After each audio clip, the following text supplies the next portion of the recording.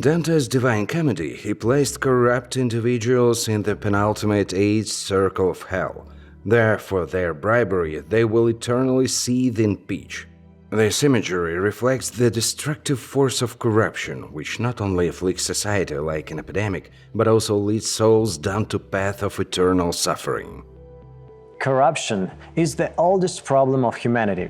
It has existed in all societies, from the earliest civilizations to modern states.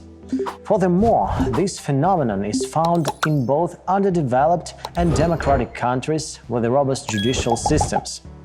Corruption is akin to a disease and can afflict individuals, even with impeccable backgrounds. Is it possible to eradicate this shameful phenomenon altogether? Are there countries where it is absent, and how did they achieve this? Today, we delve into the history of corruption. Watch this! Before the advent of writing, there was of course no surviving evidence of corruption. However, theoretically, it could have existed even in ancient times. In primitive societies, there would have been some form of payment for assistance to priests or tribal leaders. As the state apparatus became more complex, the situation began to change. Rulers started demanding their officials be content with a fixed salary. Yet those officials still preferred to secretly receive additional payments from those seeking their services. Corruption has been known since the emergence of the first states in the ancient centers of civilization, such as Mesopotamia, Egypt, India, China, and Judea. For example, in ancient Egypt, a massive bureaucratic apparatus of officials developed, which engaged in lawlessness and arbitrariness towards free peasants and artisans. The first ruler on record known to have fought against corruption was King Rakijina of the Sumerian state of Lagash. He ruled in the 24th century BCE. He was elected after a rebellion against the previous king, as the abuse and bribery of officials had caused discontent among the entire city's population. Despite demonstrative and severe penalties for corruption, the fight against it did not yield the desired results. On a smaller scale, it took on a mass character involving petty embezzlement and bribes. Evidence of officials' corruption can be found even in the laws of Babylonian King Hammurabi. The famous Indian Brahmin Chanakya authored the first treatise to condemn this phenomenon. Renowned for his keen intellect and political acumen, he is often referred to as the Indian Machiavelli. In his work, he emphasized that the most crucial task for a king is to combat embezzlement. The treaty lists a total of 40 ways in which the state's assets were misappropriated. The primary means of combating treasury embezzlement in those times was straightforward surveillance and reporting. Informants received a share of the property confiscated from the convict. The word bribery is already encountered in the Old Testament. However, perhaps the most famous incident of bribery in the history of humanity was the bribe given to Judas Iscariot, who betrayed Jesus for 30 pieces of silver. Cases of corruption are also noted in the New Testament. For example, after the crucifixion of Jesus, Roman guards were placed at his tomb. According to tradition, when Jesus was resurrected, the Jews offered a bribe to the Romans to spread the story that his disciples had stolen his body during the night. Thus, the guards were bribed into silence. The venality of judges raised particular concern, as it led to the illegal redistribution of property and a preference to settle disputes outside the legal framework. Not coincidentally, the leading religions condemned the bribery of judges among all forms of corruption.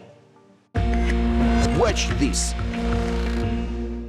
Interestingly, during the early stages of the development of ancient societies, such as in ancient Greek city-states, when professional officials did not yet exist, corruption was almost absent. This phenomenon began to flourish only during the decline of antiquity when state officials appeared. Some were described as he arrived poor in a wealthy province, but left wealthy from a poor province. During this period, the term corrumpire appeared in Roman law, synonymous with the words corrupt and bribe, serving to denote any official's abuse of power. In the Hellenistic world, extensive corruption became common. For example, the Greek governor Cleomenes, appointed by Alexander the Great, manipulated grain shipments from Egypt to Greece. He created artificial obstacles, leading to a severe grain shortage and skyrocketing prices, resulting in famine. The governor himself amassed a massive fortune from grain speculation. In ancient Rome, theft was so rampant that it would make any Latin American dictator envious. There were over 40 forms of bribery, and bribing voters and purchasing positions were entirely legal. As is well known, the population was divided into patricians, the original citizens, and plebeians, descendants of those who had moved to Rome and did not have political rights. Patricians acted as patrons, and plebeians were their clients, paying for the necessary decisions.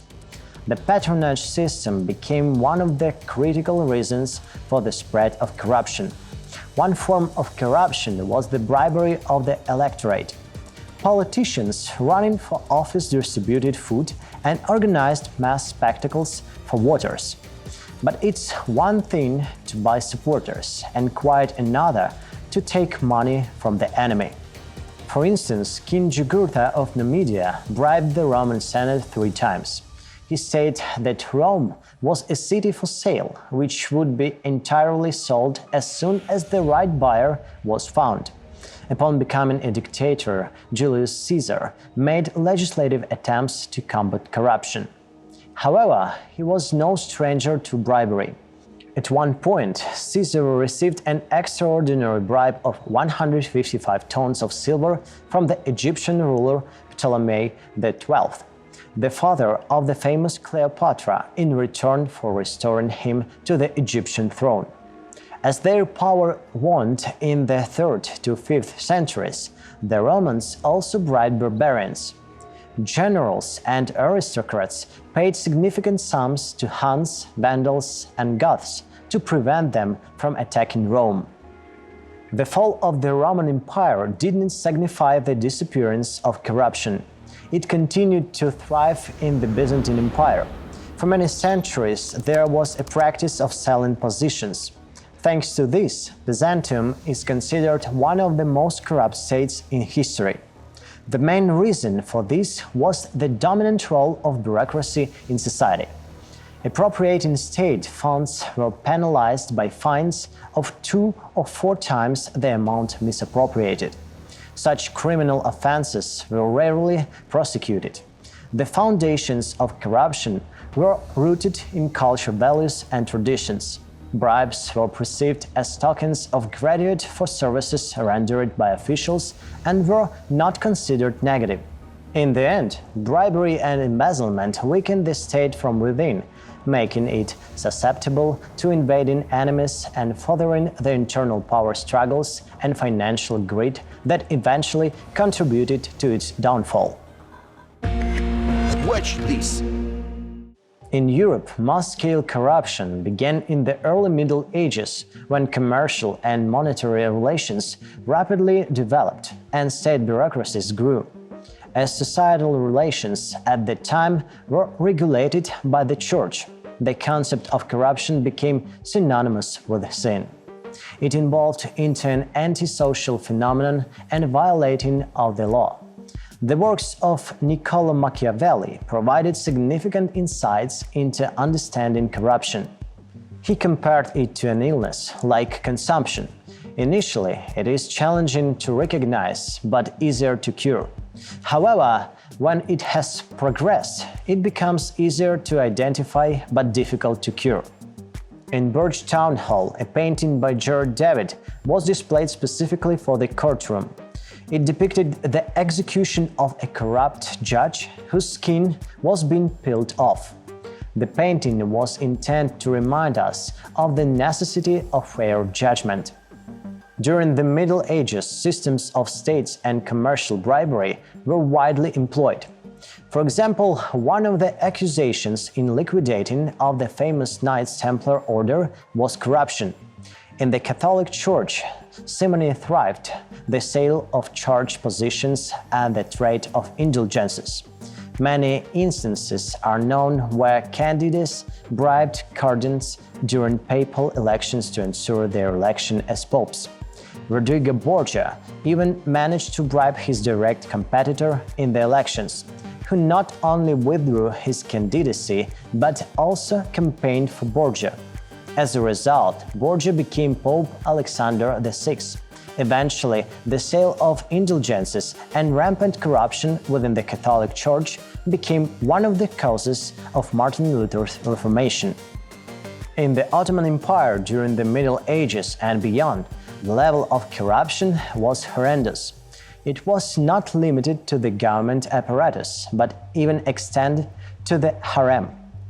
Common concubines paid eunuchs to have the opportunity to meet the Sultan.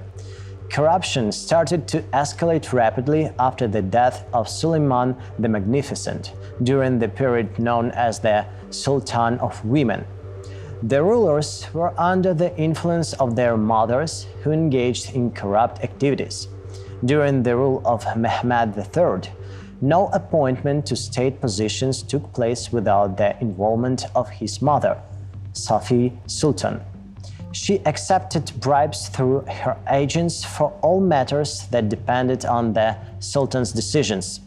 His greed for money eventually led to a series of revolts. In the 17th century, a particular bribery accounting office even existed in the Ottoman finance department to keep track of bribers. In 1711, Russian Tsar Peter I conducted unsuccessful military campaign against the Ottoman Empire. To save his army from defeat and negotiate a peace treaty, a bribe of 150,000 rubles was allocated to bribe the Grand Vizier. Smaller sums were intended for other Turkish officials and even secretaries.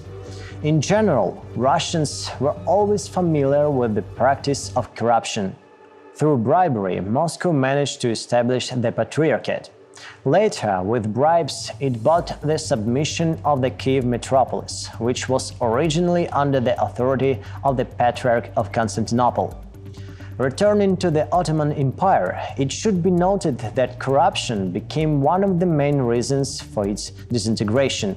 Ministers not only sold any position but also actively accepted bribes from foreign diplomats.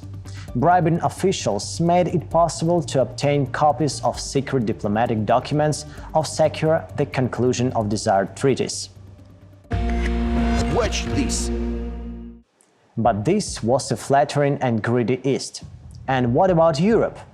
Not any better at all. In Britain, kings often needed funds and, when in conflict with the parliament that refused to provide subsidies, resorted to selling noble titles.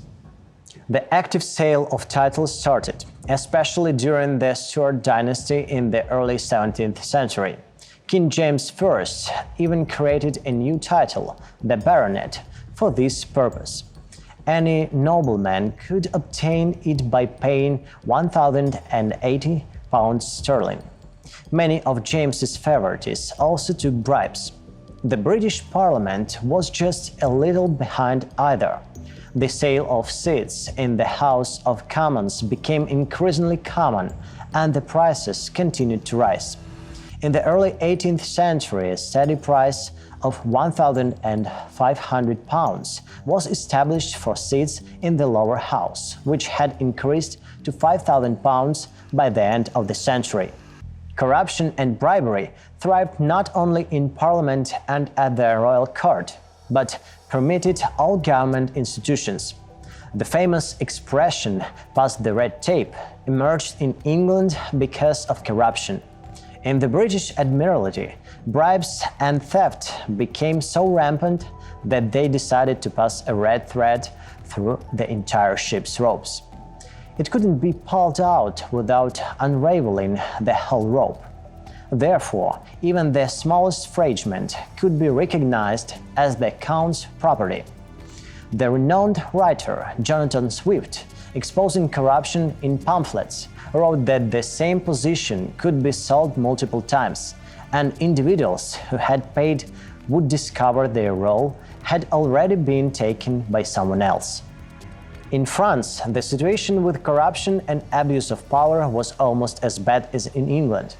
Open sales of state positions were introduced during Henry IV's reign as the first king of the Bourbon dynasty, and this practice continued until the French Revolution. The purchased positions were often for life and could even be inherited. During Napoleon Bonaparte's rule, his ministers, Fauchet and Talleyrand, accepted bribes for various European royal houses, seeking the emperor's favor. In Kievan Rus, corruption emerged as soon as the state existed. The princes dispatched their representatives and voivodes to provinces without financial support, but with significant authority. It was called feeding, implying that the local population would feed the prince's envoy. Naturally, this system led to massive bribes and abuses. In other words, for officials, it was a legitimate form of activity from the beginning. Ivan the Terrible abolished this system. During the reign of Tsar Alexei Mikhailovich, corruption had reached such levels that popular revolts broke out in response to the abuses.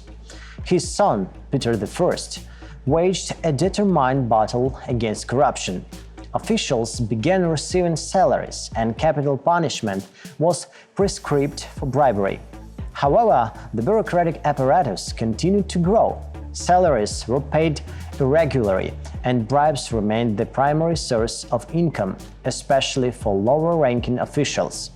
Peter even contemplated issuing a decree stating that an official who had stolen an amount greater than the cost of the rope used to hang him should be executed. However, he was dissuaded, as the empire would be left without subjects. What can be said if the Tsar's right-hand man, Prince Menshikov, was the chief bribe-taker during his reign? In the 18th century, Russian ministers accepted bribes from foreign ambassadors to influence Russia's foreign policy. In the 19th century, corruption became the primary headache of the empire. Officials at all levels continuously abused their positions to such an extent that Emperor Nicholas I asserted that in the country, the only ones who didn't steal were him and his heir. Watch this! In the late 18th century, there was a turning point in society's attitude towards corruption.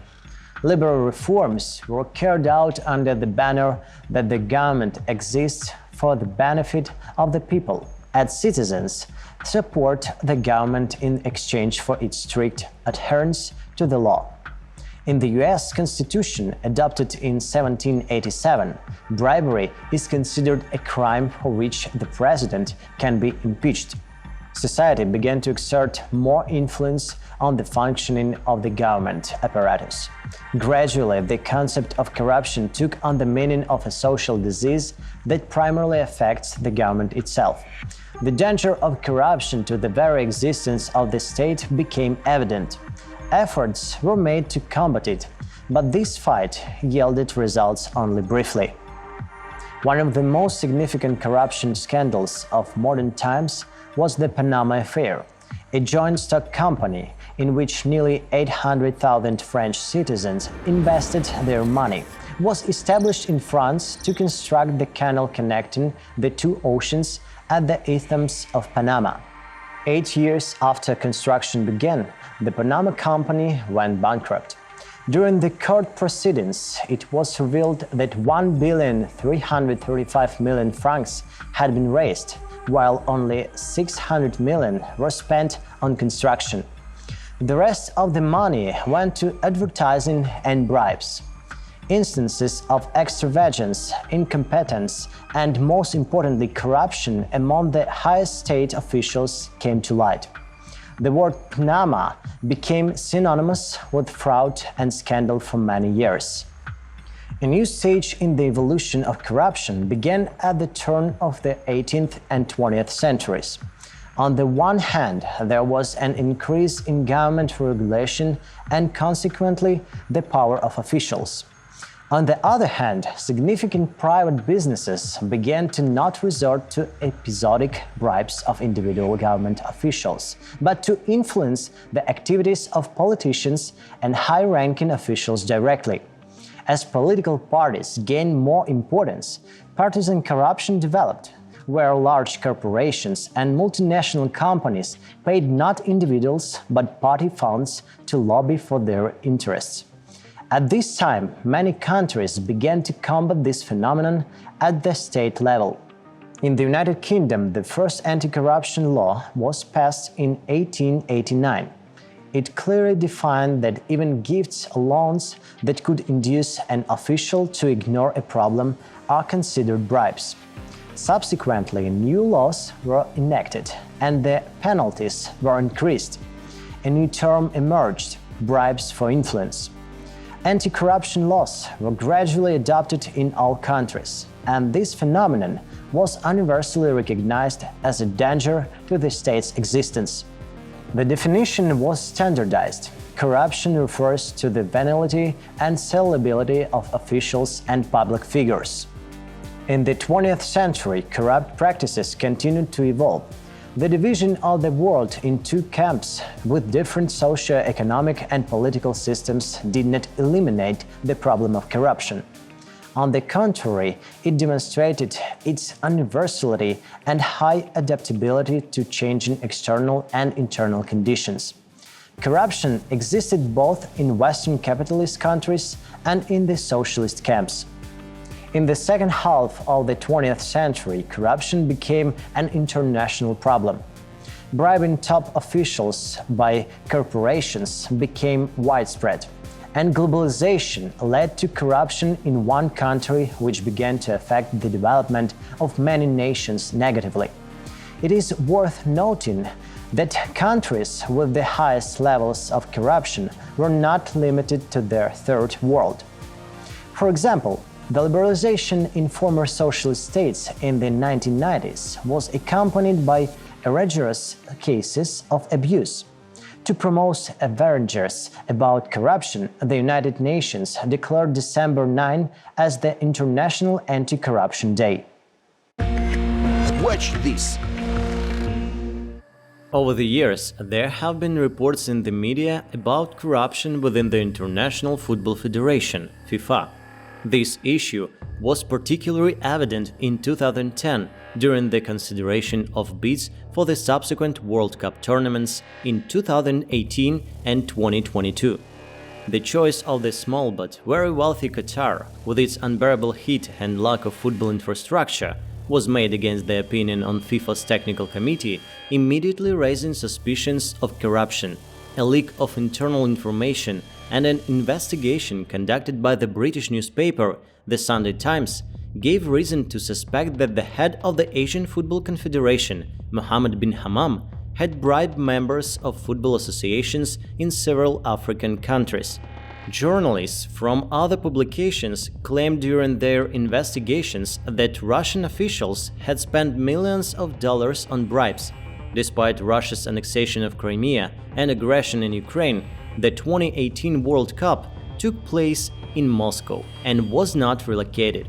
British journalist Andrew Jennings spent 15 years gathering facts, studying documents and speaking with informants to expose corruption within FIFA's leadership. He claims that corruption in FIFA began in the 1970s, when Joao Havelange was elected its president, not without financial support. Jennings is confident that all bids for hosting the World Cup, starting from 2002, involved bribery. He also accused FIFA president Joseph Blatter and his predecessor of taking bribes in the awarding of tenders for advertising contracts and arranging contractual matches. In May 2015, On the eve of another FIFA Congress, Swiss police, acting on information from the FBI, arrested 14 high-ranking officials of the association. A few days later, Blatter was re-elected as FIFA president, but public opinion forced him to resign immediately. At the same time, Michel Platini, the president of UEFA, was suspended from office on suspicion of illegally receiving money for consulting services. This marked the end of the careers of two leaders in world football. The investigation became the largest scandal in FIFA's history and was so dramatic that Netflix decided to produce a documentary about the downfall of the world's premier football organization 2 weeks before the start of the Qatar World Cup. Watch this! Different manifestations of corruption receive varying ethical judgments in society. Some actions are considered criminal, while others are seen as merely unethical. The latter category may include nepotism and favoritism based on political orientation. It is also vital to distinguish corruption from lobbying. While the actions of lobbyists are generally aimed at influencing exciting government policies, the goal of corruption is to exploit the current system for personal gain.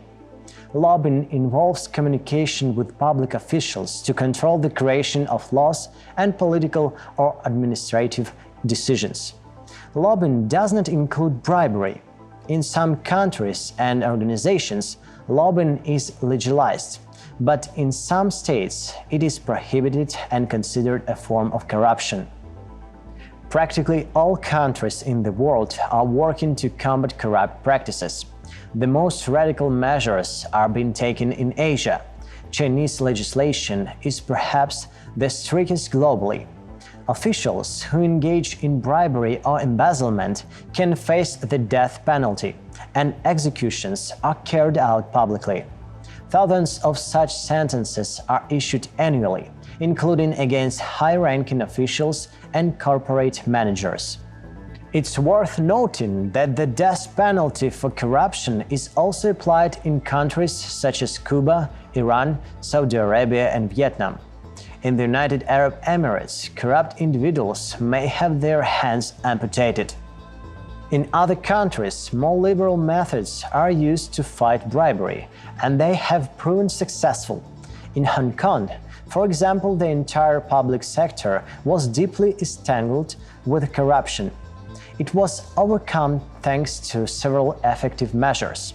Civil servants had to prove that all their real estate and expensive items were purchased with honestly earned income.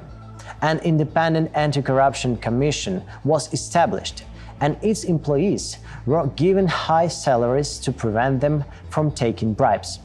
As a result, by the end of 2021, Hong Kong ranked 12th out of 180 in the International Corruption Rating. This annual ranking is complied by the international non-governmental organization Transparency International, which is dedicated to combating corruption worldwide. Singapore also implemented a range of practical measures. The independence of the judicial system was increased, criminal penalties for corruption were toughened, and sanctions were imposed for offering bribes. The country also introduced the concept of presumption of corruption. An official suspected of accepting a bribe is considered guilty until proven innocent. Such a stringent policy placed Singapore among the countries with the lowest levels of corruption, ranking 4th in the world in 2021. In the Netherlands, which ranks 8th, officials caught accepting bribes are prohibited from working in government organizations, and they lost all social benefits. A particular personal selection system has been organized, and security services monitor the officials' actions. The countries with the lowest corruption levels are Finland, New Zealand, and Denmark. They share the top spot in the Corruption Perception Index. At the bottom of the ranking are highly corrupt countries such as South Sudan, Syria, Somalia, Venezuela, and Afghanistan. According to global practice, to eradicate corruption, the consequences for officials should be severe and consistent. Watch this. Corruption is an actual disease. It spreads, infects key institutions and structures of power, erodes citizens' trust, and leaves destructive consequences.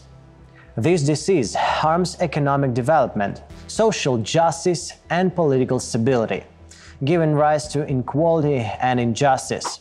Just like any illness, corruption needs to be studied, prevented, and treated to create a healthier and fairer society for everyone. To be continued.